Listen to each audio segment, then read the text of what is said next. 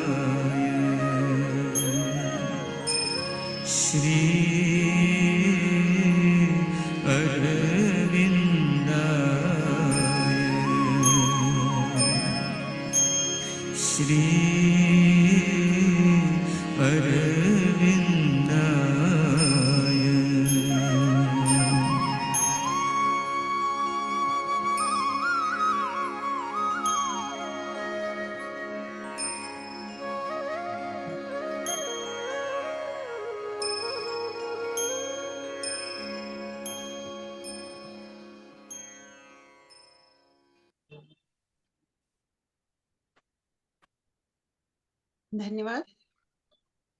आप सभी का पुनः स्वागत है, अभिनंदन है अध्यात्म के संवाद की इस 55वीं कड़ी में भगवत गीता के ऊपर। भगवत गीता अद्भुत ग्रंथ रत्न, सनातन धर्म का, भारतीय संस्कृति का बहुमूल्य ग्रंथ, प्रतिनिधि ग्रंथ। इसके कुछ श्लोकों का रस स्वादन करके ही हम आगे बढ़ेंगे। हमारे बीच गाजियाबाद केंद्र से श्री सुश्री चारू उपस्थित हैं, बहुत ही सुंदर काम कर रही हैं केंद्र का। मेरा निवेदन है, चारू जी कृपया आप उपस्थित हैं? जी जी जी आपसे नमस्कार। निवेदन है, गीता के श्लोक आप पढ़ेंगी, हम सबको कृतार्थ करेंगी। सबको मेरा प्रणाम, जय श्री माँ। चैप्टर 2 का श्लोक 7 है। कार्पण्य दोषोपहत स्वभाव पृच्छामि त्वां धर्म सम्मूढ़ चेता यच्छ्रेयसयानिश्चितं ब्रूहि तन्मे शिष्यस्तेऽहं शाधि मां त्वां प्रपन्नम् योगस्य कुरु कर्माणि संगं त्यक्त्वा धनञ्जय सिद्ध्यौ समो भूत्वा समत्वयोग उच्यते। ब्रह्म अर्पणं ब्रह्म हविर् ब्रह्म अग्नौ ब्रह्मणाहुतं ब्रह्मेव तेन गन्तव्यम् ब्रह्म कर्म समाधिना। चैप्टर 18 के 2 श्लोक मैं पढ़ रही हूँ, 65 एंड 66। मन्मना भव मद्भक्तो मद्याजी मां नमस्कुरु मामे वैश्यसि सत्यं ते प्रतिजाने प्रियोऽसि मे। Not enough space ऐसा बता। सर्वधर्मान् परित्यज्य मामेकं शरणं व्रज अहं त्वां सर्वपापेभ्यो मोक्षयिष्यामि मा शुचः। अपना अहंकार, अपने होने का भाव, अपना अस्तित्व सब कुछ भूलकर अपने को श्री कृष्ण की शरण में देना है, ऐसा श्री कृष्ण कहते हैं। जय श्री माँ, जय श्री राधे। Thank you. जय श्री राम। धन्यवाद चारू जी, अति सुंदर, बहुत ही आनंद आया, बहुत ही आनंददायक था। हम सभी जानते हैं सबसे अधिक अनुवादित ग्रंथ है गीता। ना जाने कितने भाष्य, कितनी व्याख्याएं, धर्म प्रधान दृष्टि से, दर्शन दृष्टि से, साधना की, योग की, व्यवहार की दृष्टि से अनगिनत तरह से व्याख्या की गई। और श्री अरविंद का, जैसा हम सब जानते हैं, गीता के साथ अद्भुत संबंध है। उन्होंने 1916 से 1920 तक गीता पर क्रमशः निबंध लिखे, जिसे हम एसेज ऑन गीता और हिंदी में गीता प्रबंध के नाम से जानते हैं। परंतु श्री अरविंद द्वारा गीता की व्याख्या नहीं है, अपितु उद्घाटन है। मानो स्वयं प्रभु ने, स्वयं श्री कृष्ण ने उनके अंतर से ये गीता मानो अपग्रेड कराई, ऐसा है। श्री अरविंद लिखते हैं, गीता एक अनंत रत्न राशि का अतल समुद्र है। जीवन भर उसमें गोते लगा लगा कर वे रत्न निकालते रहे तो भी उनका अंत नहीं होता। समुद्र का तल मिलता नहीं। उसमें दो एक रत्न प्राप्त कर लेने से ही दरिद्र धनी बन जाता है, गंभीर चिंतक ज्ञानी बन जाता है और भगवत विरोधी प्रेमी बन जाता है। इतनी सुंदर बात उन्होंने लिखी है। और गीता कहती है, वासुदेवा सर्वमिति स महात्मा सुदुर्लभ, यानी वो महात्मा दुर्लभ है जिसके लिए सब कुछ वासुदेव है। श्री अरविंद की इसी अनुभूति, इसी सिद्धि से प्रभावित हैं हमारे आज के वार्ताकार माननीय अनमोल जैन जी। थोड़ा सा परिचय दे दूं आप सबको। आप आईटी में बीटेक हैं, लगभग 7 वर्ष टीसीएस में बतौर प्रोग्रामर कार्य किया है। आप पिछले 7 साल से पौंडीचेरी में श्री अरविंद आश्रम के निकट बतौर साधक के रह रहे हैं। आप अपना अधिकतम समय श्री मां और श्री अरविंद के कार्य और गीता व अन्य आध्यात्मिक साहित्य पढ़ने में व्यतीत करते हैं। अनमोल जी, आपका बहुत बहुत अभिनंदन है, स्वागत है। आप सादर आमंत्रित हैं श्री अरविंद और गीता का संदेश पर अपने उद्बोधन के लिए। आदरणीय अनमोल। धन्यवाद। सबको नमस्कार। नमस्कार जी।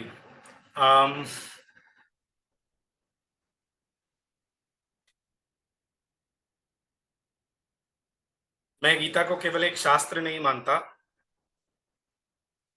For me it's a living entity. इसीलिए इस वार्ता का प्रारंभ मैं गीता का अनुसंधान करके करना चाहूंगा। उसके लिए ये पहला श्लोक आता है गीता की प्रार्थना में। ओम पार्थाय प्रतिबोधितां भगवता नारायणेन स्वयं व्यासेन ग्रथितां पुराण मुनिना मध्ये महाभारतम अद्वैतामृतवर्षिणीं भगवतीं अष्टादशाध्यायिनीं अम्ब त्वाम् अनुसंदधामि भगवद्गीते भवद्वेषिणी।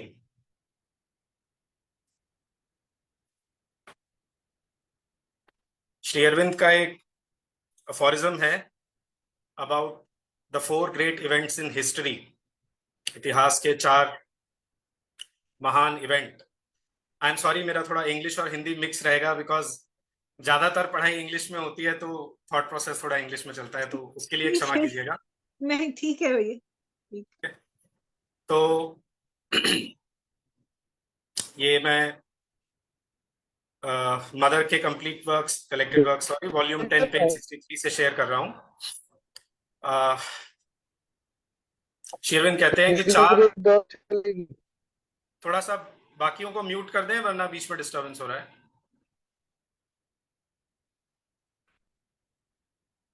ओके, तो शेरविन 4 महान इवेंट्स की बात करते हैं और आई थिंक उसके लास्ट में जो वो इवेंट बताते हैं हिस्ट्री में हुए हैं कि he says the colloquy at the field of Kurukshetra which is yet going to liberate humanity।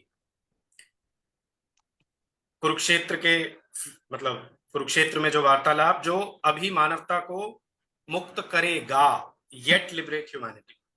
ठीक है, पूरा अफोरिज्म पढ़ूंगा तो फिर 1 घंटे का समय है, आई थिंक 1 घंटे का है ना? हाँ जी, 5 हाँ। 4 5 जी, ठीक है।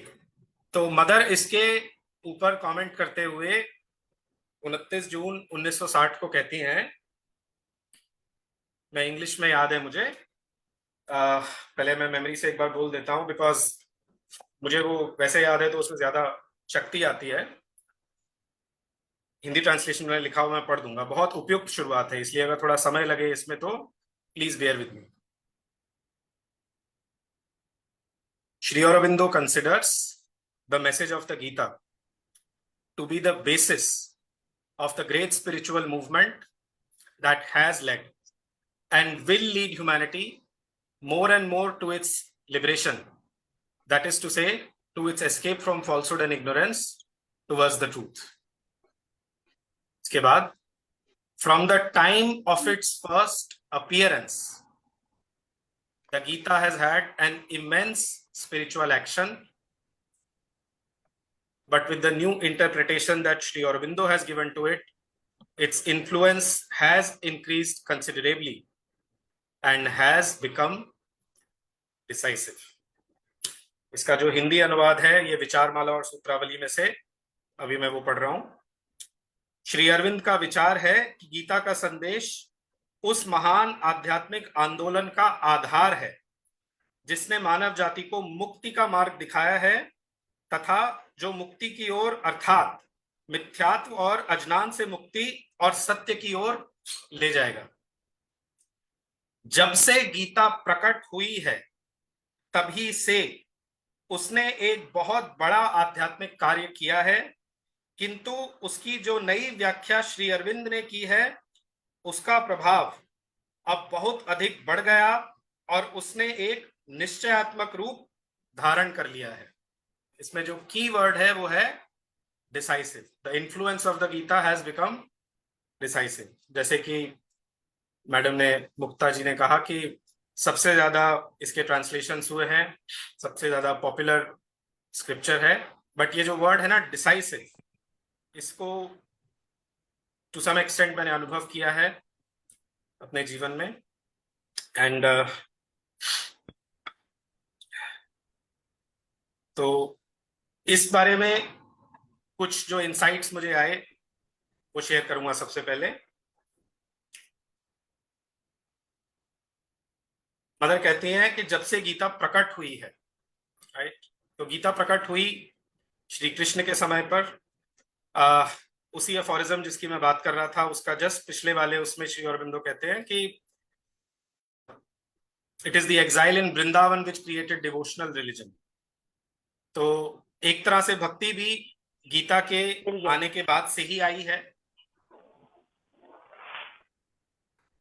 Somebody can be heard. Can you please mute Galaxy M30s? काय केलंय मी मला माहिती.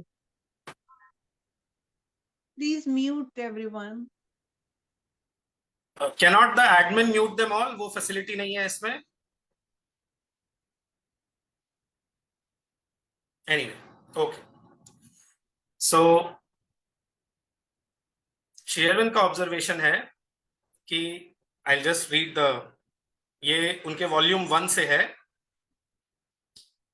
रादर उसके पहले, क्योंकि गीता के ओरिजिन की बात हो रही है, तो कई बार ये प्रश्न रहता है कि ये लिखा हुआ है कि कैसे है एग्जैक्टली, आई मीन डिस्कोर्स है जो किसी ने रिकॉर्ड किया एक्सेट्रा. इसका स्पष्ट उत्तर 2 जगह मिलता है श्री अरविंद के वर्क्स में. एक्चुअली रेफरेंसेस वगैरह अभी मैं देने लगूंगा वॉल्यूम और पेज नंबर के साथ, तो प्रॉब्लम होगी, तो मैं फेसबुक पे जो है कमेंट सेक्शन में ये डाल दूंगा बाद में. अभी केवल मैं बोल देता हूं ताकि वो चला जाए अंदर, राइट. तो वो कहते हैं कि whoever wrote the Gita was a great yogi and certainly received his inspiration from Krishna. ये वर्ड्स हैं.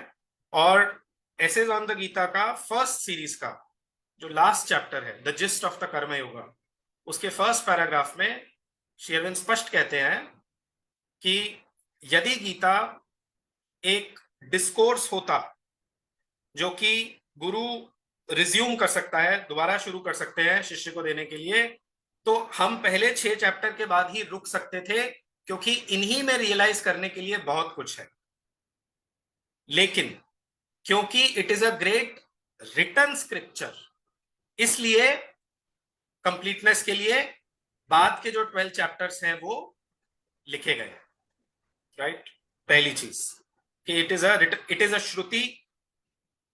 कभी कभार ये एक प्रश्न उठ जाता है किन्हीं सर्कल्स में कि ये श्रुति है कि स्मृति है, क्या है.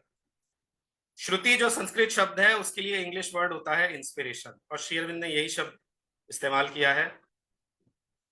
Whoever wrote the Gita was a great yogi and certainly received his inspiration from Krishna. ये letters on poetry and art में आता है, ठीक है. अब जब गीता आगे बढ़ती है अपने कार्य में जिसके लिए वो आई है, गीता किस लिए आई है, मेन गीता का ऑब्जेक्टिव क्या है. गीता का main objective, at least in the beginning, it is to teach one how to act divinely, दिव्य कर्म. ये उसका मुख्य प्रयोजन है. इसीलिए शुरू से लेकर के अंत तक कभी भी कर्म के ऊपर जो उसका एम्फेसिस है, जोर है, वो कभी कम नहीं होता. Even at the and he asks him, Krishna पूछते हैं कि त्वयैकाग्रेण चेतसा, I don't know. Can everybody hear me? Somebody has messaged that he can't hear me. नहीं, ठीक आ रही है आवाज. अच्छा, ठीक है. Then there must be a problem at that end. Right. So कच्चित अज्ञान सम्मोहः प्रणष्टस्ते धनंजय. ठीक आ रही है ना? ओके. तो शुरू से लेके एंड तक जो एम्फेसिस है वो कर्म पे रहता है, ठीक है. इसके लिए खत्म करने से पहले जो एक पैराग्राफ है, the message of the Gita, जो एसेज ऑन द गीता का लास्ट चैप्टर है, उसका फर्स्ट पैराग्राफ बड़ा सारभूत है. हम उसके साथ पढ़ेंगे तो हमें वो क्लियर हो जाएगा, ठीक है. But mainly it teaches you how to act divinely, ठीक है, दिव्यम कर्म, which cannot happen without the full surrender to the divine and without knowledge and without your being perfect. तो जो बाकी तीनों योग हैं वो उसमें इंक्लूड होते हैं. But what I want to emphasize is, what the Gita emphasizes, divine action, ठीक है. और इसको बहुत ही पावरफुल और सुंदर शब्दों में श्री अरविंदो ने एसेज ऑन द गीता में बताया. मैं उस पर आऊंगा जैसे हम आगे बढ़ेंगे. पहले जो मदर का एफोरिज्म था, मैं उसको समझाने की और जस्टिफाई करने की कोशिश करूं. जस्टिफाई करने की कोई जरूरत नहीं है, बट समझने की कोशिश कर रहे हैं. तो गीता आती है as a gospel of divine action, divine works, ठीक है. पर उसकी आगमन में बाद में जाकर के बुद्धिज्म जो है वो आगमन होता है बुद्धिज्म का इंडिया में, और श्री अरविंद ये कहते हैं उस संदर्भ में मैं ये इंग्लिश में पढ़ रहा हूँ, इसका हिंदी ट्रांसलेशन शायद नहीं है क्योंकि ये वॉल्यूम 1 में है, अर्ली कल्चरल राइटिंग्स में, और मुझे एक्चुअली मिला नहीं अलग से इसका हिंदी ट्रांसलेशन, मुझे नहीं मिला, शायद होगा but I could not find. Shri Aurobindo कहते हैं, before the Bhagavad Gita with its epic commentary the Mahabharata of Vyasa. तो श्री अरविंद कह रहे हैं कि महाभारत जो है वो गीता के ऊपर कमेंट्री है, पूरा जो एपिक है it is a commentary on the Gita. This itself is a big knowledge point, ठीक है। Before the Bhagavad Gita with its epic commentary, the Mahabharata of Vyasa had time deeply to influence the national mind. The heresy of Buddhism seized hold of us. Buddhism with its exaggerated emphasis on questions, and it goes on. तो basically जो बौद्ध धर्म का आगमन हुआ उससे गीता के जिस काम के लिए वो आई थी, to divinise the earth, Shri Aurobindo के योग के भी जो सारे मेन प्रिंसिपल्स हैं वो गीता के अंदर हैं। वो खुद कहते हैं all the main clues are there, he says this, ठीक है। गीता में क्या है, 8 पॉइंट्स उन्होंने बताए हैं, और उनके योग में क्या ऐड होता है इसके ऊपर लेटर्स ऑन योगा से एक कोटेशन है, वो मैं पढ़ दूंगा आने वाले उसमें, ठीक है। बट बेसिकली उसका जो एक्शन है वो अवरुद्ध हुआ। ये बात और टैली होती है letters on yoga say, I'll refer to that as I go along. Then Buddha Dharma, he says, you know, the tide of Buddhism swept over the country, and basically जो action orientedness थी, जो क्या कहना चाहिए divine action का जो सिद्धांत था वो ऑब्स्ट्रक्ट हुआ। बुद्धिज्म ने किया what is called works of compassion, Mahayana Buddhism में वो हुआ है, पर वो भी to a large extent Gita के इन्फ्लुएंस की वजह से हुआ है Buddhism. Essays on the Gita में एक फुटनोट है जहां श्री अरविंद कहते हैं कि महायान बुद्धिज्म काफी प्रभावित हुई है गीता से, और हालांकि बुद्धिज्म जो है वो बौद्ध धर्म जो है वो एक क्वाइटिस्टिक रिलीजन है, बट येट उसके अंदर ये जो वर्क्स ऑफ कंपैशन की थियरी है, क्या कहेंगे, करुणामय कर्म या करुणा से प्रेरित कर्म, उसका कारण भगवद गीता है।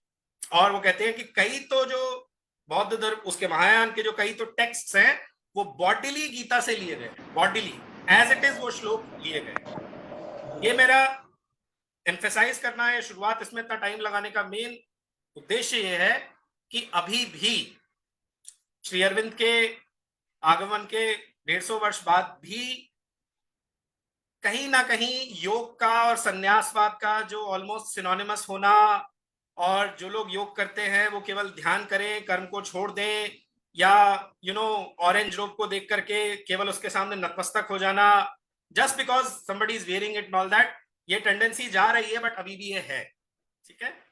तो उसका मूल देखने के लिए, समझने के लिए ये मैं कर रहा हूं। ज्यादा से ज्यादा अभी इसमें मैं 2-3 मिनट और लगाऊंगा, उस पॉइंट तक आता हूं जहां तक श्री अरविंद ने एसेज ऑन द गीता लिखी है, राइट। नेक्स्ट, बुद्धिज्म को इंडिया से जो चीज हटाती है वो है शंकराचार्य, जो व्यक्ति हटाते हैं, बट शंकर ने भी जो गीता का इंटरप्रिटेशन दिया है उसमें तब तक क्या हुआ था, दरअसल ये गीता की हिस्ट्री है कि महाभारत के अंदर वो ग्रंथ था बट उसका उतना पब्लिसिटी नहीं हुआ था।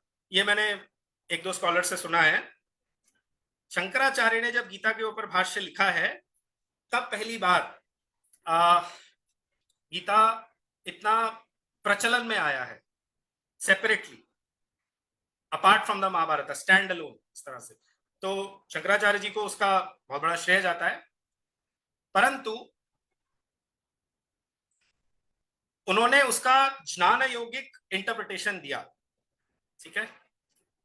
4.33 सर्वम कर्माखिलम पार्थ ज्ञाने परिसमाप्यते, the end of all works is in knowledge, O Partha. This is just 4.33, इसके बाद तो 14 चैप्टर और हैं, राइट। एंड श्री अरविंद बताते हैं कि क्यों गीता इस तरह के पार्शियल इंटरप्रिटेशंस के प्रति प्रोन रही है। मैंने वो पैराग्राफ सिलेक्ट किया हुआ है, समय मिलेगा तो मैं पढ़ दूंगा। बट बेसिकली गीता को जो करना चाहिए था वह वो नहीं करता, क्योंकि अभी भी उसकी जो इंटरप्रिटेशन थी वो इंटेग्रल नहीं थी। मैं उसी पॉइंट को अभी भी लेकर के चल रहा हूं कि कैसे श्री अरविंद के एसेज ऑन द गीता लिखने के बाद गीता का इन्फ्लुएंस डिसाइसिव हुआ है, और इसलिए हर व्यक्ति को, जो मतलब थोड़ा समय जरूर लगेगा क्योंकि कठिन है, हिंदी नहीं तो इंग्लिश नहीं तो हिंदी में पढ़े, लेकिन पढ़े जरूर। गीता, हम भारतीय हैं, गीता हमारे खून में है। जिस तरह से हमारी माँ का रक्त हमारे शरीर में प्रवाहित है, ठीक उस तरह से गीता हमारी माँ है, और वो हमारे अंदर है। और अगर हम उसको ठीक से नहीं समझेंगे, आलस्यवश, प्रमादवश, यदि हम गीता प्रबंध का, एसेज ऑन द गीता का सम्यक अध्ययन नहीं करेंगे, हम अपनी संस्कृति को ही नहीं समझ पाएंगे। और डीप में अगर जाना है तो वेद रहस्य पढ़ना होगा, सीक्रेट ऑफ द वेदा, तब समझ में आएगा, राइट। ऑफ कोर्स जो ईश्वर अंदर विद्यमान है, हृदय में बैठे हैं, नॉलेज दे रहे हैं, लेकिन एसेज ऑन द गीता भी उन्हीं की लिखी गई है। तो केवल ये कह करके कि सब कुछ भगवान अंदर से बता देंगे इसलिए किताबें पढ़ने की जरूरत नहीं है, ये केवल मेंटल लेजीनेस है और कुछ नहीं। श्री अरविंद ने इतना लिखा है, इसलिए लिखा है ताकि हम पढ़ें, ठीक है। अच्छा, अब जब आगे बढ़ते हैं, 19th सेंचुरी के अंदर गीता को प्रचलित करना भारत में, वेस्टर्न स्कॉलर्स इंटरेस्टेड हो गए थे। अमेरिका वगैरह में क्या कहते हैं, एमरसन और ये बहुत सारे ग्रेट साइंटिस्ट्स एक्चुअली वो गीता से प्रभावित थे, scientist, philosophers etcetera. But India की बात करें तो बंकिम चंद्र ने खास करके जो एक श्लोक है गीता का 3.47, कर्मण्येवाधिकारस्ते मा फलेषु कदाचन मा कर्म फल हेतुर्भूः माते संगोस्त्व कर्मणि, ठीक है। ट्रांसलेट वगैरह करने का इतना टाइम नहीं होगा, तो जो चाहे वो श्लोक नोट करके बाद में अपने आप हिंदी इंग्लिश ट्रांसलेशन पढ़ सकते हैं। एक तरह से उन्होंने इसका सर्वस्व दिखाया। स्पष्ट श्री अरविंद ने बंकिम का नाम लिखा है एसेज ऑन द गीता में, और स्पष्ट कहा है कि ये गलत है और पार्शियल इंटरप्रिटेशन इस तरह से गीता की नहीं की जा सकती। और ये इनफैक्ट कर्मण्यवाधिकार है कि केवल कर्म के ऊपर मेरा अधिकार है, फल के ऊपर नहीं है। ये एक प्रिलिमिनरी टीचिंग है। अगले ही चैप्टर में, थर्ड चैप्टर में 3.27 भगवान कहते हैं कि तुम करता ही नहीं, you are not the doer. प्रकृतेः क्रियमाणानि गुणैः कर्माणि सर्वशः। इट इज प्रकृति थ्रू द गुणास which is doing all works. अहंकार विमूढ़ात्मा कर्ताहमिति मन्यते। यदि हम इस श्लोक को जीवन में उतार लें तो लाइफ कंप्लीटली ट्रांसफॉर्म हो जाएगी। डिल्यूडेड बाय ईगोइज्म, अहंकार, अगर आप शब्द को भी देखें, अहम प्लस क्री धातु कार, लिटरली अहंकार means I do. Please mute yourself, Galaxy A23, right. अहंकार विमूढ़ात्मा, डिल्यूडेड बाय ईगोइज्म, कर्ता अहम इति मन्यते, man thinks that he is the doer. Then where is the question of adhikara of the karma if you are not the doer at all? और ये तो second है। इसके बाद एक थर्ड स्टेज है जिसमें कि आपको अभिन्नता रियलाइज होती है। You realise that you are an eternal portion of the eternal. 15.7 ममैवांशो जीवलोके जीवभूतः सनातनः। It is verily an eternal portion of myself that becomes a jiva in the world of living creatures, right? इन्हीं तीनों points को the core of the teaching जो chapter है first series में, उसके सेकंड लास्ट पैराग्राफ में first step, second step, third step, इस तरह से श्री अरविंद ने बताया है, राइट। अच्छा, तब तक चलिए, इस्कॉन का मूवमेंट तो नहीं शुरू हुआ था। उनका स्ट्रेस बहुत ज्यादा भक्ति पर है। अगर आप प्रभुपाद का इंटरप्रिटेशन पढ़ें तो वो बहुत ज्यादा भक्ति सेंट्रिक है। Even a chapter like the 13th chapter जो एक तरह से प्योर नॉलेज है, उसमें तो वो पूछ ही रहे हैं कि नॉलेज क्या है, ज्ञानम ज्ञेयम च केशव, टेल मी दैट, उसका भी वो भक्तियाइज कर देते हैं। तो basically at least all the things that I have read about the Gita other than Sri Aurobindo, the interpretations are partial, and that is why The integral and complete interpretation of the Gita अगर किसी को पढ़नी है तो he should read Sri Aurobindo's essays on the Gita, right? And कैसे उनके करने के बाद उसका influence decisive हुआ है? See, if we look upon Sri Aurobindo as the avatar himself, now I have to refer to Letters on Yoga. Purpose of Avatarhood नाम से section है जहां वो कहते हैं Buddha, like Shankara after him, made a mistake by shooting straight to the supreme liberation. There has to be a correction by Kalki. Sri Aurobindo is nobody else but that Kalki, who has made that correction in the essays on the Gita. Right? And I mean, देखिए अगर वही अवतार के दृष्टिकोण से एक थोड़ा सा एक डिस्कशन वाले स्टाइल में है, शायद यहाँ पे कुछ लोग मैंने भी इनवाइट किए हैं जो श्री अरबिंदो के भक्त नहीं हैं उस सेंस में, तो इसीलिए मैं एकदम अवतार के पर्सपेक्टिव से बात नहीं कर रहा हूँ. I am speaking more from a scholar perspective कि श्री अरविंद ने स्कोलास्टिकली कैसे प्रूव किया है और कैसे गीता को लिबरेट किया है from all the things that were obstructing it, right. But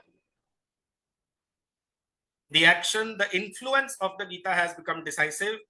ये एक बहुत बड़ी चीज है, right? बहुत बड़ी चीज है ये.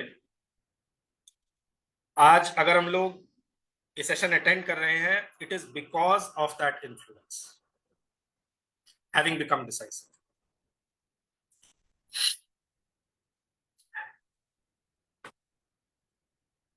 जो मैं इसको इस तरह समझता हूं कि the Gita is like a mother who was desperate to nourish her children with the milk of liberation, but she was not, it was wo delay hua basically, she was not able to do it, and that is why now it has been unleashed. English में जो word होगा वो unleash हो गई. स्वामी चिन्मयानंद का example मेरे mind में आता है. He started preaching in 1953, I think 1993 तक उन्होंने प्रीच किया है, एंड और भी चीजें वो पढ़ाते थे, उपनिषद, ब्रह्मसूत्र वगैरह और भी वेदांत की चीजें, बट सिंगल मोस्ट जो उनका स्ट्रेस रहा था 40 years of life dedicated to the preaching of the Gita. कोई मामूली बात नहीं.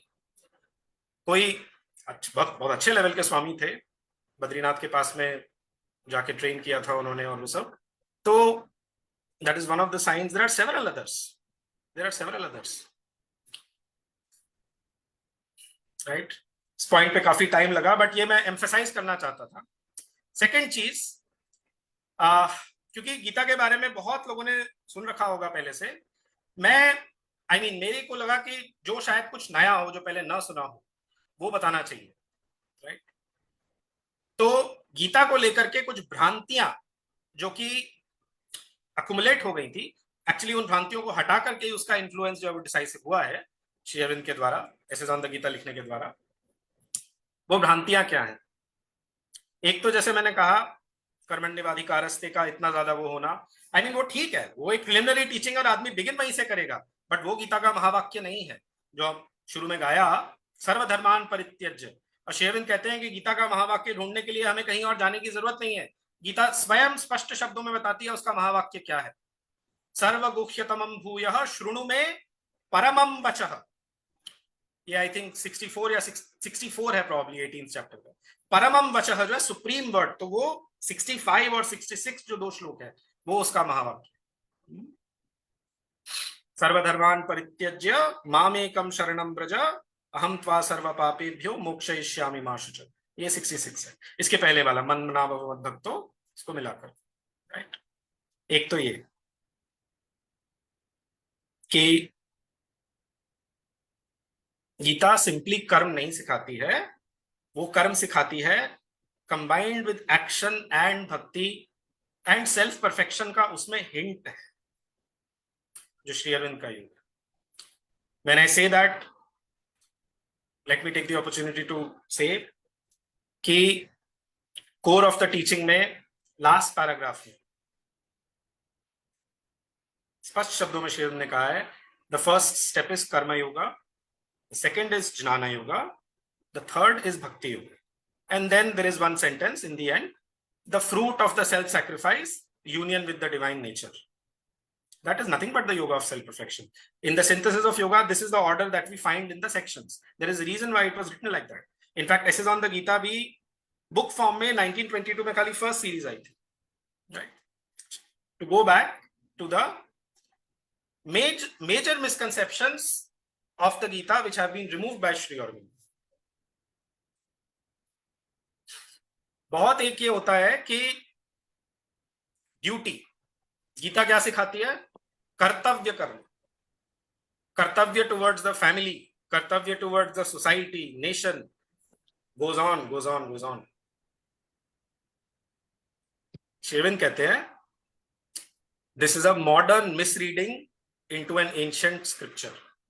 This is a European or Europeanized reading of a thoroughly Oriental concept. Oriental माने एशिया का. क्यों? क्योंकि गीता केवल एक चीज आपको कह रही है. इसके लिए वो 3 उदाहरण देते हैं, विवेकानंद का, बुद्ध का और रामकृष्ण का, कि आपका एज अ जीव केवल एक ही उद्देश्य है, that is the realisation of the divine. Even जो गीता कर्म पे इतना ज्यादा एम्फेसिस दे रही है शुरू से लेके एंड तक, वो अकर्म भी अलाउ करती है उन नेचर्स के लिए जो अकर्म के बिना नहीं, मतलब उनको वो जरूरत है कि बॉन फायर वर्ड आता है सिद्धांत गीता में, कि अगर अकर्म के द्वारा ही वो प्राप्त हो सकता है, then into the bonfire all the actions must go. But for what objective? Union with the divine. Just the one thing that it just नहीं कहना चाहिए, जो एक चीज गीता एम्फेसाइज कर रही है, जो सिखा रही है, चाहती है, the reason why it has been given is union of the soul with the divine. जीव का, जीवात्मा का परमात्मा के साथ यूनियन. योग जो यूनियन, योग उसके जो वर्ड है संस्कृत. विवेकानंद का, बुद्ध का, रामकृष्ण का एग्जाम्पल देते हुए थोड़ा सा ह्यूमरसली श्री अरविंद कहते हैं कि उनके जीवन में जो धर्म संकट था उस समय, क्या गीता उसका सोल्यूशन ये निकाल करके कहेगी, बुद्ध को कहेगी कि नहीं अपने बीवी बच्चों के पास वापस चले जाओ, या विवेकानंद को बोलेगी कि वकालत की पढ़ाई करो? ये मैं सब ऐसे ऑन द गीता से ही कोट कर रहा हूं ताकि फैमिली को सपोर्ट कर सको. या रामकृष्ण को ये कहेगी कि छोटे बच्चों को बंगाली के क ख ग सिखाओ? नहीं. गीता का एक ही ऑब्जेक्टिव है, आपको डिवाइन के साथ यूनाइट करना. Very clearly. कई बार इस चीज का मिसयूज भी हो जाता है सोसाइटी के अंदर. पेरेंट्स भी कर सकते हैं, अरे भाई गीता तो कहती है कि कर्तव्य तुम्हारा हमारी सेवा करना है. लेट्स से मैं ये नहीं कह रहा कि बच्चों को माता पिता की सेवा नहीं करनी चाहिए, करनी चाहिए, वो भी धर्म है. लेकिन अगर किसी के अंदर वो कॉल है, या वाइफ के प्रति या फ्रेंड के प्रति या जो भी है नेशन के प्रति, जो सबसे बड़ा धर्म है that is towards the divine, उसके लिए आप उत्सर्ग करना, उसके लिए उसको प्राप्त करना, वो नहीं प्राप्त हुआ तो nothing else has a meaning. Of course all this comes with a caveat कि आपकी जो सोल का करंट लेवल ऑफ एवोल्यूशन है उसी के हिसाब से आप एक्ट करेंगे. कॉपी नहीं करना चाहिए किसी को. ये भी गीता कहती है स्वधर्मे निधनम श्रेयः परधर्मो भयावह. अपने स्वधर्म को फॉलो करना है. यही Shri Aurobindo foundations of Indian culture में कहते हैं कि भाई स्टॉप कॉपीइंग द वेस्ट. जो अपने प्राइम मिनिस्टर ने लास्ट ईयर बोला 15 अगस्त के दिन कि आने वाले 25 इयर्स के अंदर द वन थिंग दैट 5 चीजें, उन्होंने 5 चीजें बोली थी, but to my mind the most important was getting rid of this slavish mentality. और वो तब तक नहीं होगा जब तक हम कॉपी करना, इमिटेट करना बंद नहीं करेंगे.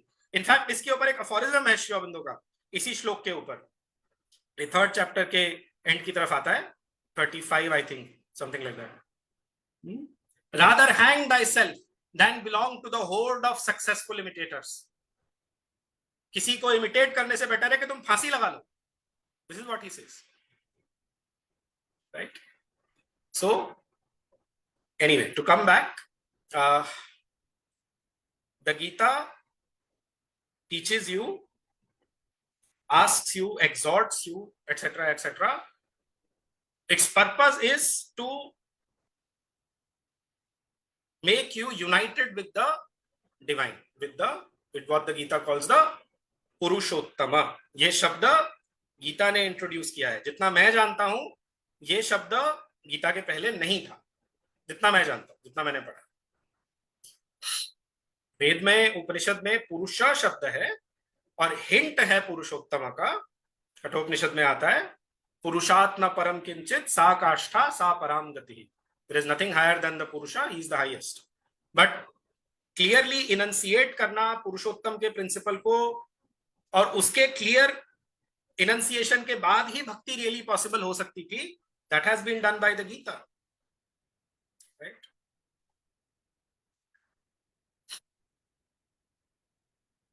तो it does not bind you as such. At least the Gita does not do that.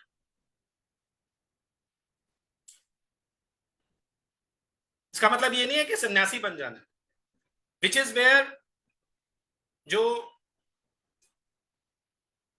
Problem हुई है इंडियन सोसाइटी में बाद में, बुद्धिज्म के बाद से, the confusion between the words sannyasa and tyaga.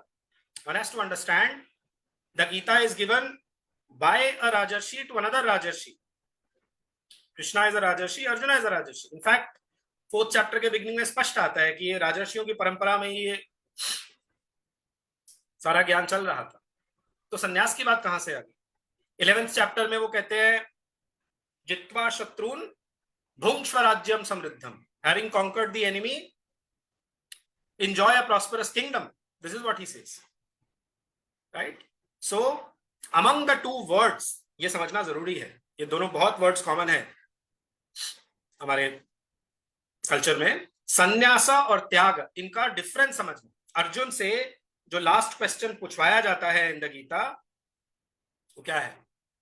संन्यासस्य महाबाहो तत्वम इच्छामि वेदितुम त्यागस्य च ऋषिकेश पृथक् केशि निषूदन। 18.2 tell me clearly the difference between संन्यासा एंड त्याग, right? And what is the difference? Sannyasa is the external renunciation. You give up things externally. Sam plus nyasa. Nyasa matlab rakhna, sam matlab totally. So completely placing something aside is what sannyasa means. Whereas tyaga is the real thing, that is internal renunciation. Ishopanishad bhi kehta hai, tena tyaktena bhunjitha. What has to be renounced? Desire and egoism has to be renounced, not life and works and world. Who is the true sannyasi according to the Gita? 5th chapter, I think 2nd verse probably. Jneyah sanitya sannyasi yo na dveshti na kankshati. उसको नित्य सन्यासी जानो जो न द्वेष करता है न उसका उल्टा कांक्षति.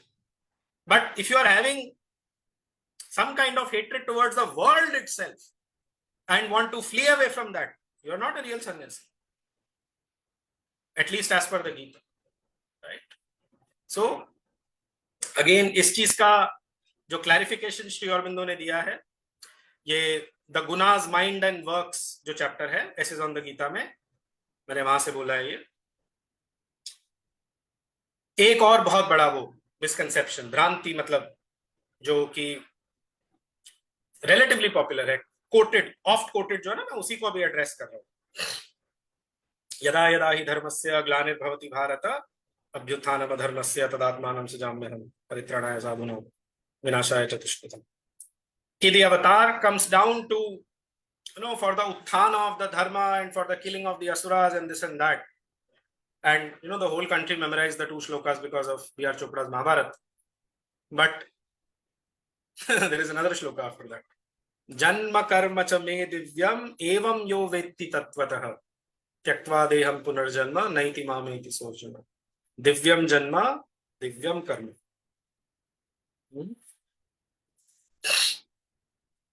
श्री अरविंदो कहते हैं कि केवल धर्म को अपहोल्ड करना, मतलब in the course of my studies over the years of the Gita, ये कुछ चीजें मुझे बहुत स्ट्रांगली हिट करी. Perhaps it's my limitation. I am not sure if it is relevant for everybody, but I can only say what I feel most strongly about, right? So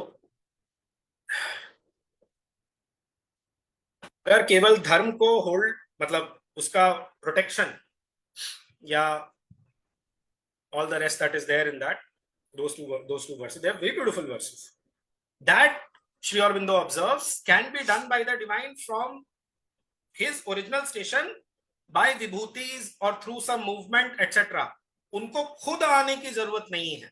He does not need to come down, which is what the word avatar literally means, coming down. Avatarana, ava माने down, tarana जो आता है त्रि धातु से, त के नीचे दीर्घ वाला रिकार, which means to flow. तरा, तरति शोकम आत्मविद, छांदोग्य उपनिषद में आता है. जो आत्मविद होता है वो शोक को तर जाता है, right? So ava plus tara, avatarana literally means coming down. तो why does he need to come down? उसको नीचे आने की क्या जरूरत है? What is the use? The use is, through his life and works, he sets an example to the human beings how to become divine. Why we Aurobindonians, मतलब जो Aurobindonian चलो word मुझे भी उतना अच्छा नहीं लगता in that sense.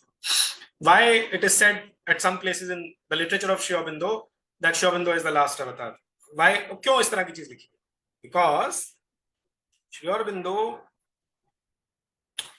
okay, इसको हटाते हैं वैसे. The question can be put this way: why after the 10th avatar and 11th one is not needed?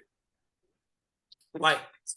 Because the 10th does something that he does not need to have a full incarnation again. In Sri Aurobindo's case, of course, the whole corpus जो literature में लिख के गए हैं, Essays on the Gita जिसकी हम बात करें, केवल Essays on the Gita तो छोड़िए, मतलब वो तो बहुत ही विशाल और profound और सब कुछ है. Even जो इसका best verse by verse जो आता है, The Message of the Gita जो वो book है, edited by Anil Varan Roy, केवल कोई उसको पढ़ करके जीवन में उतार ले, तो I mean, he will be transformed into a divine being. So the point that sort of, not exactly a misconception, but a not understanding the central idea of the Gita. The divine comes down and becomes human so that the human can rise up in his consciousness and become divine. इसीलिए जो word है दिव्यम जन्म दिव्यम Karma, it is in both contexts, descend and ascend. It's a divine birth. The divine has assumed a human form and his actions are divine, but we are supposed to have a divine birth ourselves. How? By finding our soul, by crossing the apara prakriti, going to the para, the higher nature, as it is called in the Gita, and then acting from there. Yogasthaha kuru karmani, that's what it means. Being stationed in yoga, you act. Right? So, वो example set करने के लिए, following which alone can human beings, not following which alone, but basically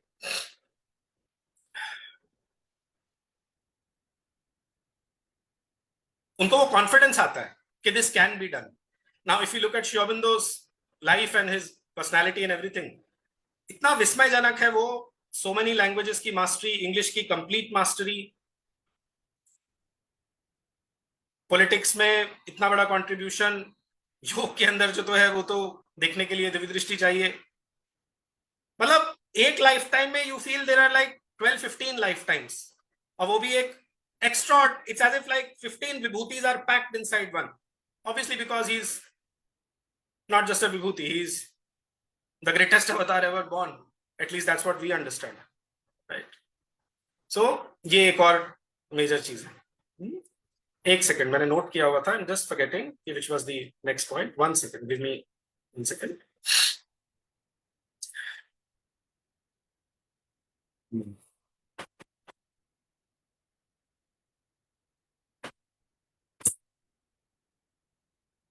कई बार ये एक अवधारणा रहती है कि the Gita is a,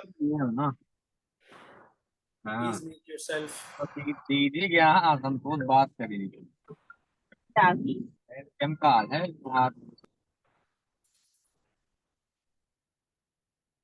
The Gita is simply a treatise of metaphysical philosophy.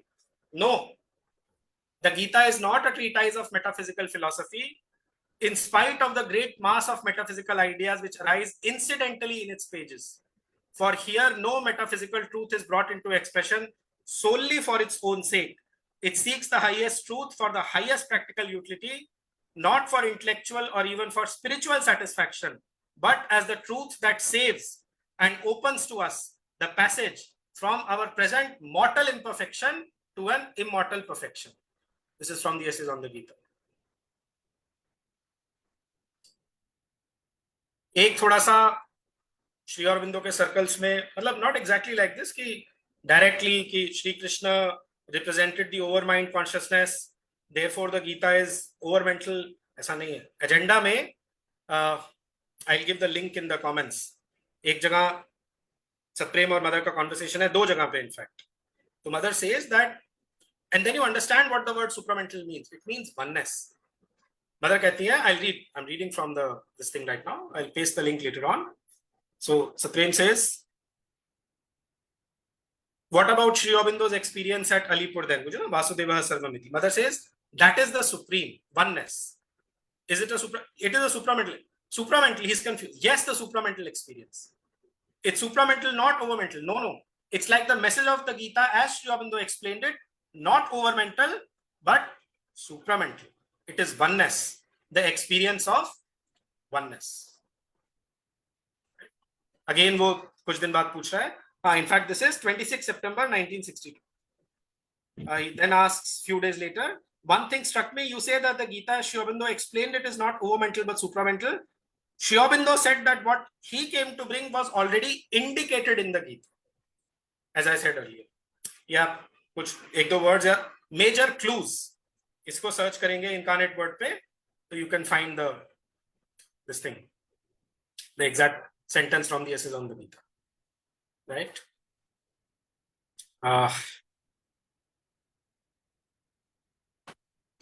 Again, I mean, going back and forth slightly. चलिए उस point पर रहने देते हैं, वो काफी कवर हो चुका है. हाँ, now I had said in the beginning कि what the Gita covers and what Sri Aurobindo's yoga completes in the Gita. So उसके लिए this is the quotation. पहले क्लैरिफाई करने के लिए, since it is a Sri Aurobindo platform and you know ये letters on yoga से है, it is not a fact that the Gita gives the whole base of Sri Aurobindo's message. For the Gita seems to admit the cessation of birth in the world as the ultimate aim, or at least the ultimate culmination of yoga. It does not bring forward the idea of spiritual evolution or the idea of the higher planes and the supramental truth consciousness and the bringing down of that consciousness as the means of the complete transformation of earthly life, which we know that the bringing down was done by the mother on 29 February 1956. Right? एक बार मैं इसको दोबारा पढ़ देता हूँ. I feel it's worthwhile to just reread it. It is not a fact that the Gita gives the whole base of Sri Aurobindo's message. एक जगह Essays on the Gita में Sri Aurobindo लिखते हैं कि a great voice has recently said that all that is needed for the spiritual life is there in the Gita. And then the next sentence, it would perhaps be a superstition to take that utterance too literally. This is why. It is not a fact that the Gita gives the whole base of Sri Aurobindo's message, for the Gita seems to admit the cessation of birth in the world as the ultimate aim, or at least the ultimate culmination of yoga. Now, in the synthesis of yoga, Sri Aurobindo clearly says that the aspirant of the Purna Yoga does not aspire selfishly simply for the liberation from the cycle of rebirth. वहां पे विवेकानंद को coat करते हैं from his letter, Buddha को coat करते हैं Mahayana Buddhism वाला, और भागवत पुराण के रंती देव को कोट करते हैं to show that जो the real mukti, you know, imperfect is the joy not shared by all, right? So that freedom which you have attained, what is freedom ultimately? It's not liberation from the cycle of rebirth. Who put you into that cycle in the first place should be the first question. If we are all Jivatma, which is fundamentally the same as the divine, which is omniscient, that means we came here of our own sweet will. And if to go back from an apparent prison simply back again into the free world was what it was, then are we fools that we came here in the first place? No. The world is supposed to manifest the divine. It's not supposed to be returned, just like the transformation of the divinization of earthly life and matter. This is the aim of evolution. When jab mother Japan mein hoti hai and she writes to Sri Aurobindo, so he says something like this: heaven we have conquered, but not the earth. But our aim is, to put it in the Vedic phrase, he says, to make heaven and earth equal and one, right? So, which is where the second part of the quotation comes in. It does not bring forward the idea of spiritual evolution, ye Gita mein nahi hai, or the idea of the higher planes. Again, it is not there. And the supramental truth consciousness, uska mention zarur hai for students of the Gita and Sri Aurobindo. Chapter 14, point 3 and point 4, third and fourth. Mama yonir mahat brahma, jo hai, that is the supramental. Uska mention hai, right? But there is no elaboration of that. And Krishna obviously was the previous avatar. And the bringing down of that consciousness as the means of the, see, this is the preface, complete transformation of earthly life. Complete transformation of earthly life. This is the aim of the integral. And again, since it's a talk on Gita and Sri Aurobindo, this is a very useful quotation, again from the Letters on Yoga. 1 second.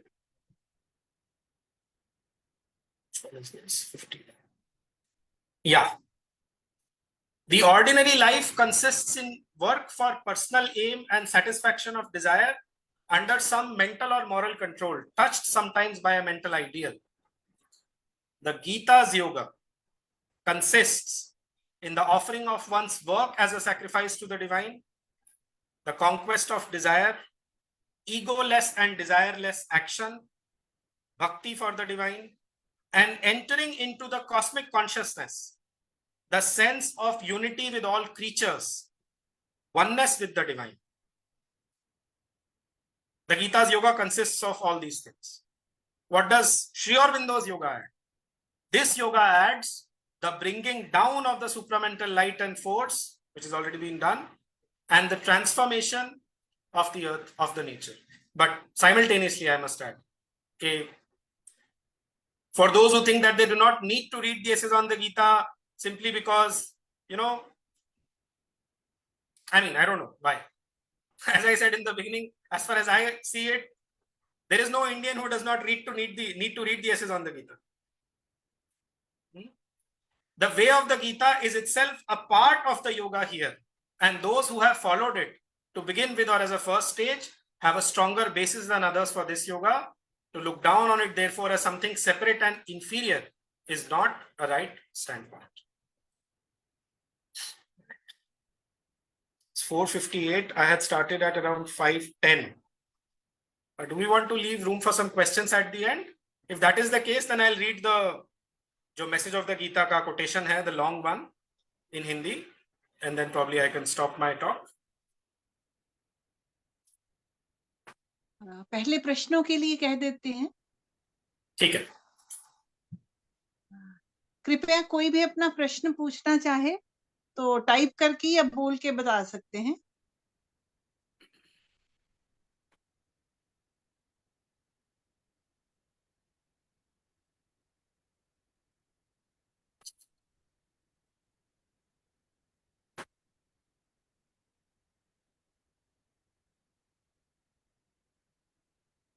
किसी का प्रश्न लगता है silent है सब लोग। So, sir, a question है sir. Sorry, I have a question, sir. Yes, please. Sir, in the synthesis of yoga on page 94, the Gita at its cryptic close may seem by its silence to stop short of that solution for which we are seeking. It pauses at the borders of the highest spiritual mind and does not cross them into the splendors of supramental light. And yet its secret of dynamic and not only static identity with the inner presence, its highest mystery of absolute surrender to the divine guide, Lord and inhabitant of our nature, is the central secret. This surrender is indispensable means of the supramental change, and again, it is through the supramental change that the dynamic identity becomes possible. ये Yes. कैसे explain कर रहे थे sir? Sir ये ऐसे explain होता है कि गीता का जो एंड है ना, 78 चैप्टर्स हैं, लास्ट के 18th में, so 65 and 66 that is where the peak comes. सर्वधर्मान मन्मना भव मद्भक्तो एंड देन सर्वधर्मान परित्यज्य and then remaining 12 verses there is no teaching as such. वो केवल ये बताते हैं कि how you thrill and how यत्र योगेश्वरः etcetera. So that idea of surrender, ठीक है, that is not explained complete, because see what happens is throughout the Gita Krishna is giving one method, second method, third method, fourth method, ये धर्मा वो धर्मा. Second chapter में उसको और कुछ नहीं तो क्षात्र धर्म के हिसाब से तुम्हें ये करना चाहिए, देन लोक संग्रहार्थम ये करना चाहिए, भक्त का ये धर्म है. 12th chapter is full of quotations about how a भक्ता शुड बी, कौन से भक्त भगवान को प्रिय होते हैं etcetera. So there are so many guidelines. But then, like any other great scripture, Gita अपनी सारी बाउंड्रीज को खुद तोड़ती है in the end, और वो कहती है सर्वधर्मान परित्यज्य शरणं Vraj. Abandoning all dharmas, take refuge in me alone, right? So that sarvadharman mamik sharanam, that is the word, surrender. Sharanagati is the word, I think, in Sanskrit for surrender. That is what Sri Aurobindo's yoga begins with. If we read the mother, second or third chapter, aspiration, rejection, surrender. You will hear in integral yoga lectures, surrender is the first word of the integral yoga, surrender is the last word of the integral.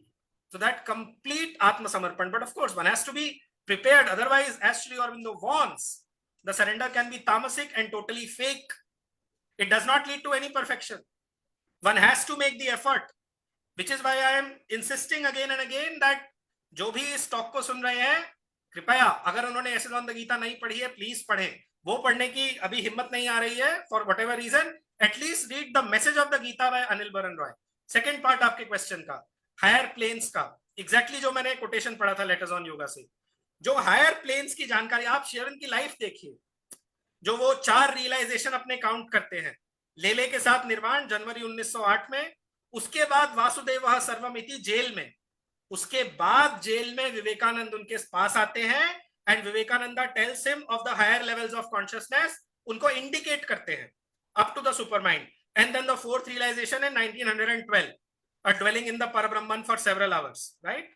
तो वही जो knowledge है आपको कहीं नहीं मिलेगा. ये जो बेसिकली माइंड है, माइंड से लेकर के सच्चिदानंद का वो जो लीप था, उसी की वजह से सारा गड़बड़ हुआ है.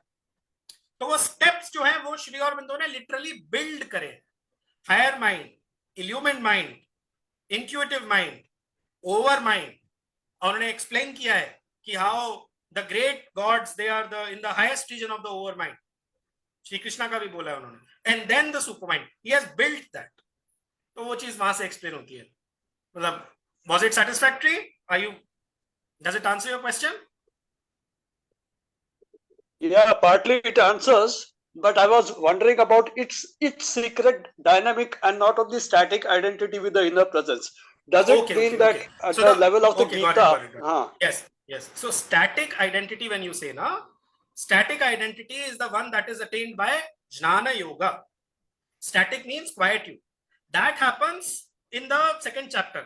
Esha Brahmani Stitih Partha Nainam Prapya Vimuhyati. Third last verse of the second chapter. ठीक है. But the dynamic that comes in the very next chapter, कर्म योगा, या उसी में भी है योगस्थ कुर्म. तो गीता, इसीलिए तो मैं emphasize कर रहा हूँ. See, the whole problem comes with when you think of Gita as only karma or jnana or bhakti, partial interpretations. It is combination of all. The Gita is not telling you to sit. एक जगह शेरविंद मजाक में लिखते हैं कि क्या गीता केवल ये सिखा रही है कि केवल भीख मांगना है और खाना खाना है और मेडिटेट करना है और कुछ नहीं करना. गीता तो ये नहीं बोल रही. गीता तो ये कह रही है जित्वा शत्रुन भुंक्ष्व राज्यम समृद्धम 11th चैप्टर में. इनफैक्ट मैं आपको बताऊं, अभी चलिए पहले उसको डायनामिक की बात करें. तो आपके परा प्रकृति का जो मेंशन है गीता में, ठीक है, वो इनडायरेक्टली मदर को रेफर करती है, डायरेक्टली नहीं करती. It's a वेदांतिक scripture. मदर वाला पार्ट तंत्र में कवर होता है, श्री अरबिंदो के अंदर दोनों सिंथेसाइज होते हैं, राइट. बट वो जो गीता का इंसिस्टेंस है on action, that is what constitutes the dynamism of the Gita. सांख्य योगौ पृथक बालाः प्रवदन्ति न पंडिताः. सांख्य माने नॉलेज, माने स्टैटिक. योगा माने कर्म योगा. योगा वर्ड गीता में जब भी आता है इनिशियल पार्ट्स में at least, it is synonymous with कर्म योगा। कर्म योगेन योगिनाम, ज्ञान योगेन सांख्यानाम, कर्म योगेन योगिनाम, इस तरह से आता है। तो the insistence on action, that is the insistence on dynamism. And if one follows the Gita, one will have both. You will have the perfect inner silence which comes with the static realization, as well as you will have the perfect dynamic action which comes by union with the divine. वो केवल पुरुषोत्तम के साथ union से आता है, and that union with the Purushottam cannot be achieved without bhakti, which is why जब मतलब बाद के चैप्टर्स में 12th चैप्टर में particularly there is exclusive importance almost given to the bhakti. In fact 6th chapter में भी आप देखें श्री अरविंद ने क्या किया है, गीता को 3 पार्ट्स में डिवाइड किया। ये उनका बहुत बड़ा कंट्रीब्यूशन है।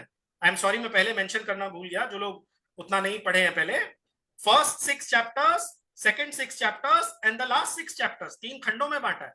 तो पहला जो फर्स्ट 6 है, उसके जो लास्ट के 2 वर्सेस है, उसमें क्लियरली उन्होंने बोला तपस्विभ्योधिको योगी ज्ञानिभ्योपि मतोधिकः कर्मेभ्यश्चाधिको योगी तस्मात् योगी भवार्जुन। योगी भवार्जुन माइंड यू, योगिनाम अपि सर्वेषां मद्गतेनान्तरात्मना श्रद्धावान भजते यो माम समयुक्ततमो मतः।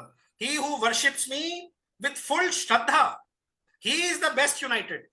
So that union with the divine comes only via bhakti, which is there in the 11th chapter also, कि बिना भक्ति के तुम ये वाला मेरा रूप नहीं देख सकते।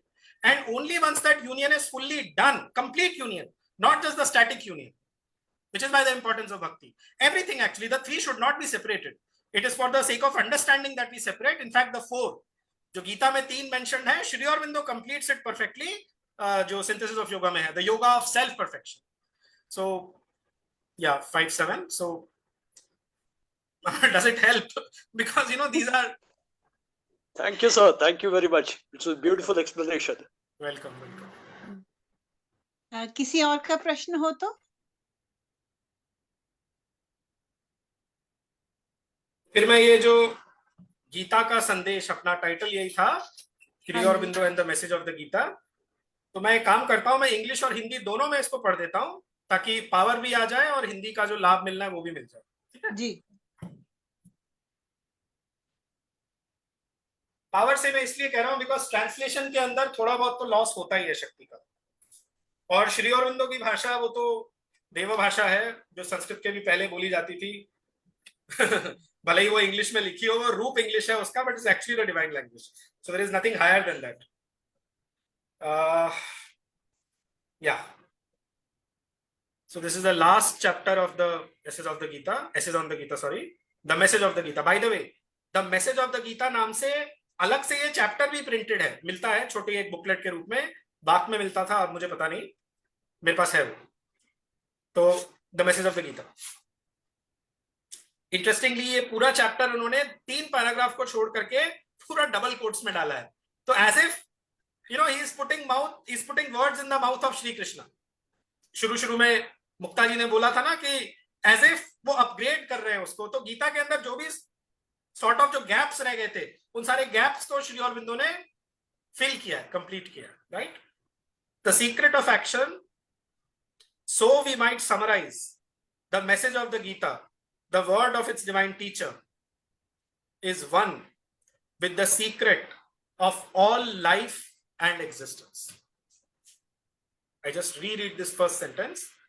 The secret of action, so we might summarize the message of the Gita, the word of its divine teacher, is one with the secret of all life and existence. Without action, no life.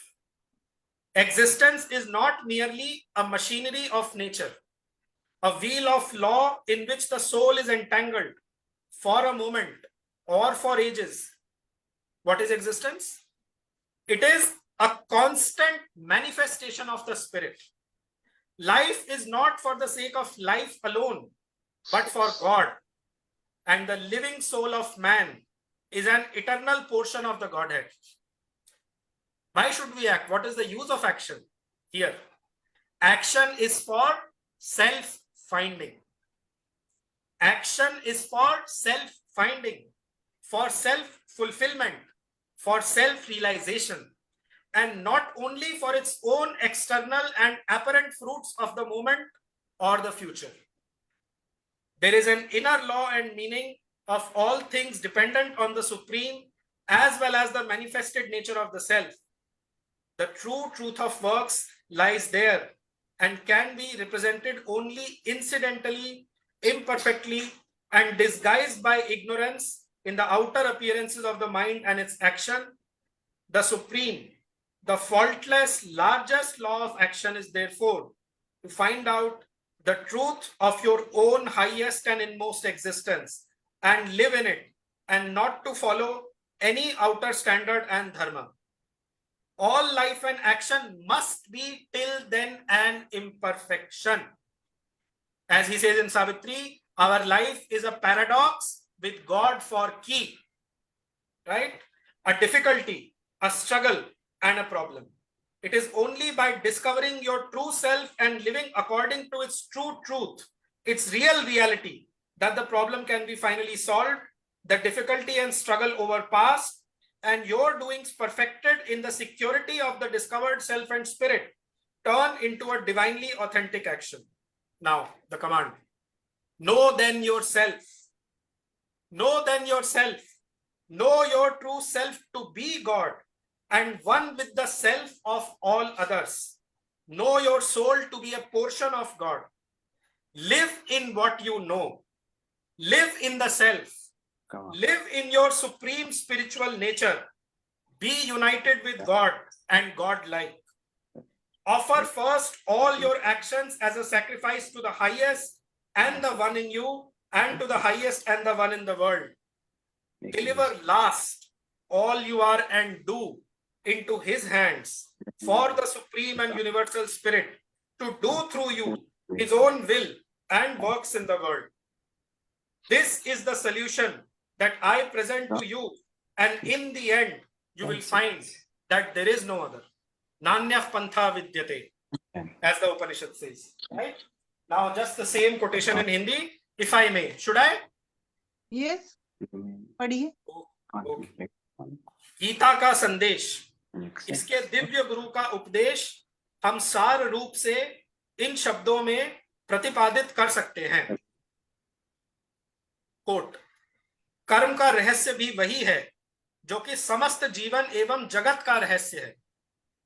जगत केवल प्रकृति का ऐसा यंत्र नहीं है, नियम का ऐसा चक्र नहीं है जिसमें जीव अल्पकाल के लिए या युगों के लिए फंसा हुआ है. यह तो परमात्मा की एक अनवरत अभिव्यक्ति है.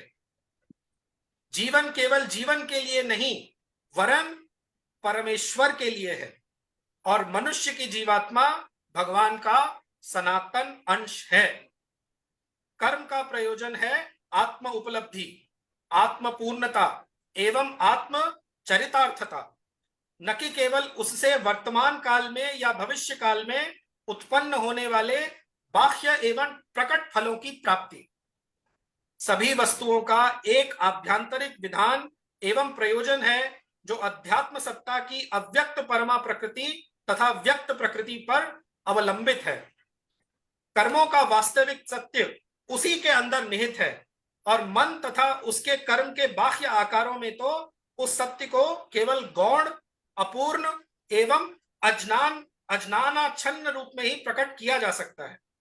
अतएव कर्म का परमोच्च, निर्दोष एवं व्यापकतम विधान किसी बाह्य आदर्श एवं धर्म का अनुसरण न करके अपनी उच्चतम तथा अंतरतम सत्ता का सत्य ढूंढ निकालना और उसमें निवास करना. फिर पढ़ रहा हूं.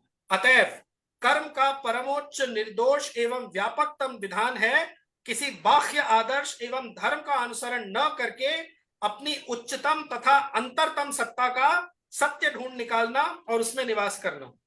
जब तक ऐसा नहीं हो जाता तब तक समस्त जीवन एवं कर्म एक अपूर्णता, एक कठिनाई, संघर्ष एवं समस्या ही बना रहेगा.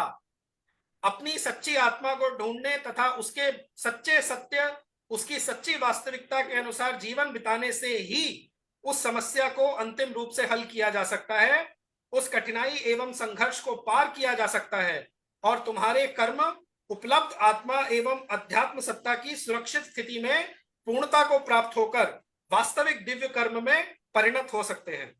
अतएव अपनी आत्मा को जानो, अपनी वास्तविक आत्मा को ईश्वर समझो और उसे अन्य सबकी आत्मा के साथ एक जानो। अपनी अंतरात्मा को परमेश्वर का एक अंश जानो और फिर जो जानते हो उसी ज्ञान में निवास करो। अपनी आत्मा में स्थित रहो, अपनी परा आध्यात्मिक प्रकृति में निवास करो, भगवान के साथ एक हो जाओ और भगवत तुल्य बनो। सर्वप्रथम अपने सभी कर्म यज्ञ रूप में उत्सर्ग कर दो। सर्वप्रथम अपने सभी कर्म यज्ञ रूप में उत्सर्ग कर दो, उनके प्रति जो तुम्हारे अंदर और इस जगत के अंदर परमोच्च और एकमेव सत्ता के रूप में विराजमान है। अंत में जो कुछ तुम हो और जो कुछ तुम करते हो वह सब उन्हीं के हाथों में सौंप दो, जिससे कि वे परम और विश्वगत भगवान इस जगत में तुम्हारे द्वारा अपने संकल्प और अपने कर्मों को संपन्न करें। फिर से एक बार, अंत में जो कुछ तुम हो और जो कुछ तुम करते हो वह सब उन्हीं के हाथों में सौंप दो, जिससे कि वे परम और विश्वगत भगवान इस जगत में तुम्हारे द्वारा अपने संकल्प और अपने कर्मों को संपन्न करें। तुम्हारे सामने मैं जो समाधान रखता हूं वह यही है और अंत में तुम देखोगे कि इसके सिवा और कोई समाधान है ही नहीं। अनकोट।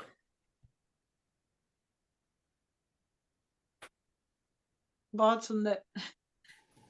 सच में इससे पहले कि मनोज जी आपका धन्यवाद करूं, मुझे आपका उत्साह और आपकी ऊर्जा देखकर लगता है कि आपको गीता जी से और प्रभु श्री अरविंद से भी बहुत प्रेम है। ये सही कहा है आपने कि जैसे भौतिक माँ का खून हम में है, वही गीता माँ का भी भारत माँ की मिट्टी में हम सब में है और हम सबको उसको पूर्ण करना है वो कार्य। आपने हिस्ट्री के साथ साथ गीता का संदेश श्री अरविंद के आलोक में बहुत सुंदर शब्दों में समझाया और ये भी कहा कि गीता केवल पाठ्य या ग्रंथ नहीं है, अपितु जीवन का एक लिविंग एंटिटी है और जीवन आनंदमय गीत है। बहुत सुंदर। और मैं मनोज जी से निवेदन करूंगी, कृपया वो धन्यवाद देंगे। कमल जी नमस्कार, जय श्रीमान। नमस्ते। बहुत ही आनंद आया, बहुत सुंदर आपकी वार्ता रही। मैं आज आपकी आवाज धीरे आ रही थोड़ी है। कम आ रही है सर। हाँ, मैं ठीक है, आवाज आ रही है? हाँ जी। मैं यात्रा में होने के कारण कैमरा बहुत कम ऑन कर पाया, पर मैंने पूरी वार्ता सुनी है जी और बहुत ही सुंदर वार्ता रही। और आखिरी वाला जो संदेश आपने श्री अरविंद का पढ़ा, वो संदेश अपने आप में एक वार्ता के लिए विषय है। एग्जैक्टली। क्योंकि उसमें जो कुछ कहा गया है उसका इंटरप्रिटेशन जरूरी है। इंटरप्रिटेशन का है या हम लोग आपसी सत्संग में जैसे भी उसको विस्तारित करके समझें सरल भाषा में। तो मेरा अनुरोध है आगामी महीनों में जब भी आपके पास समय होगा तो एक बार ये जो आपने संदेश आखिरी में पढ़ा है प्रभुता, इसको थोड़ा सा प्रकाश डालने की कृपा करेंगे। और थोड़ा सा क्या तो हुआ है कि ओवर द इयर्स मैंने गीता पढ़ाया भी है कुछ लोगों को, तो उसकी वजह से ना उसकी एक टीचिंग की हैबिट सी बन गई। तो उसमें स्लोली जाना और किसी भी पॉइंट को मेक श्योर करना कि ये जाए ही जाए अंदर, मैं उसको मैं चेंज नहीं कर पाता हूँ। तो मैंने और 15-16 चीजें लिखी हुई थी जो बोलनी है, बट वो मैं नहीं कर पाया बिकॉज मुझे लगा कि टू बिगिन विद कम से कम ये जो हिस्टोरिकल एस्पेक्ट है गीता का, ये टोटली क्लियर होना चाहिए। एंड मोस्ट इंपॉर्टेंट, देखिए हम लोग अपनी एक्सप्लेनेशन से क्या ही कर लेंगे, असली ऑब्जेक्टिव इन सेशंस का होता है कि लोग श्री अरविंदो के वर्क्स को डायरेक्टली पढ़ें। तो essays on the Gita English में, गीता प्रबंध हिंदी में, और अगर वो नहीं पढ़ पाते तो the message of the Gita edited by Anil Baran Roy English में। प्लीज सब लोग पढ़ें। मेरा मेन उद्देश्य एक्चुअली यही था कि लोग उसको पढ़ें कैसे भी। नहीं, वो तो आपने उत्साह जगाया ही, लेकिन ये जो आपने कहा है इसकी कंटिन्यूएशन में यदि अगले महीने आपको समय होगा मैं पृथक से आपसे बात करूंगा। ठीक है। एक बात तो ये था। दूसरा निवेदन ये है कि जो आपने एक बहुत ही महत्वपूर्ण बात कही कि गीता में समान रूप से साइमल्टेनियसली एक साथ हमको स्टैटिक और डायनेमिक दोनों अवस्थाएं प्राप्त होती हैं, और उसको बहुत अच्छे से आपने समझाया। तो आज का पूरा सेशन भी बहुत अच्छा था। मेरा होप कि लोगों का टाइम यूटिलाइज हुआ है। I hope it was not a waste of time for people. I hope it was useful. नहीं, बहुत बहुत अच्छा लगा। और आप इससे समय दीजिए, बाकी सब लोग जो है उन सबके प्रति मैं बहुत हार्दिक कृतज्ञता ज्ञापित करता हूँ। अनमोल भैया के प्रति कृतज्ञता ज्ञापित करता हूँ। माँ thank you, Surya thank you, कृपा से थैंक हम यू, सब यहाँ आए थे मुलाकात है। बहुत थैंक यू, बहुत धन्यवाद। थैंक जय यू। श्री अब मेरा निवेदन है कि ध्यान के संगीत से हम समाप्त करें। बहुत बहुत आभार सबका।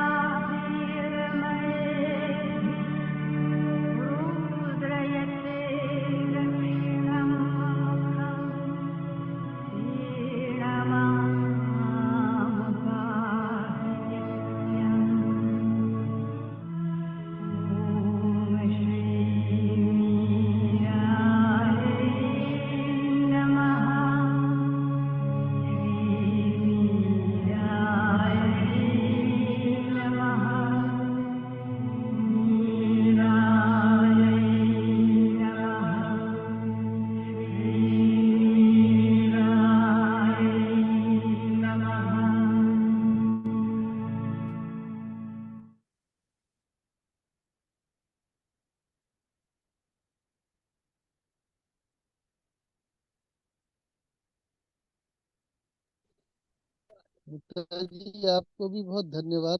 बहुत बहुत आभार सबका।